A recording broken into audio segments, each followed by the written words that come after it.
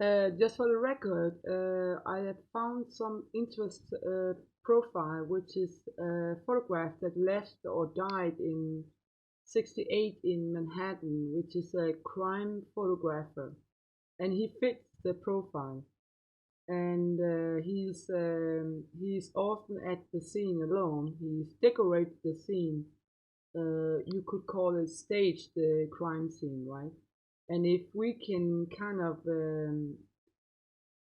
there's a photograph of a person in the pajamas laying on a stair, and that could, if that is dated around 68, it could be him staging himself, maybe.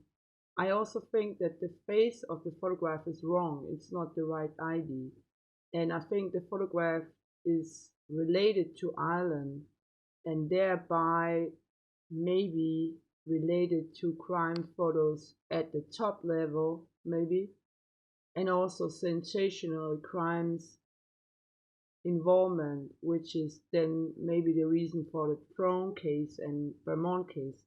I got a photo of the person from behind that I recognize, meaning that that person maybe is the ID of the Manhattan photographer and not the photo which is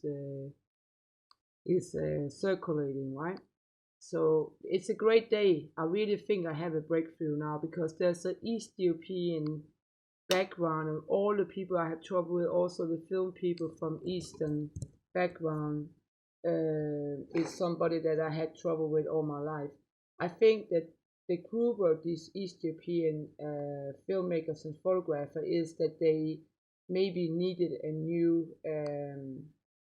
or Australian or London based Italy Irish that they needed a hideout, and there's maybe also some ties to Second World War, the Nuremberg process, whether he was with or without the United States, I don't know.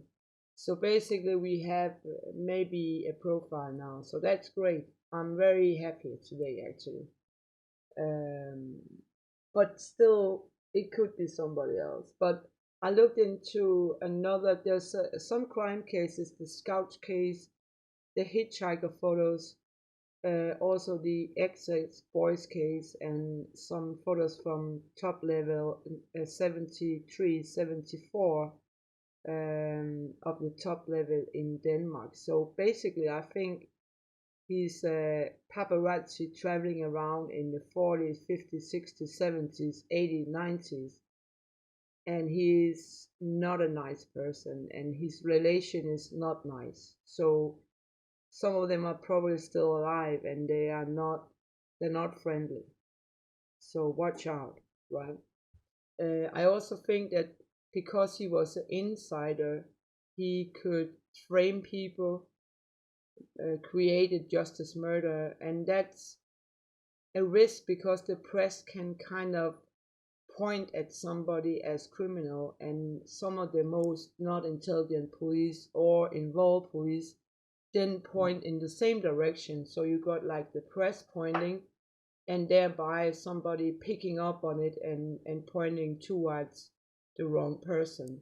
And also, when we talk about organized crime, likely the dark web in an earlier version, then you have a very dangerous cocktail of organized crime in the media pointing at somebody who can't defend themselves or being sacrificed by the organization, leaving the real criminal behind, right? Or in the front, you could say. Very sad day also because I think I'm right about that some top level were eliminated. And whether that was political and who was really behind, I'm not sure yet. But I think there was some kind of, I don't know.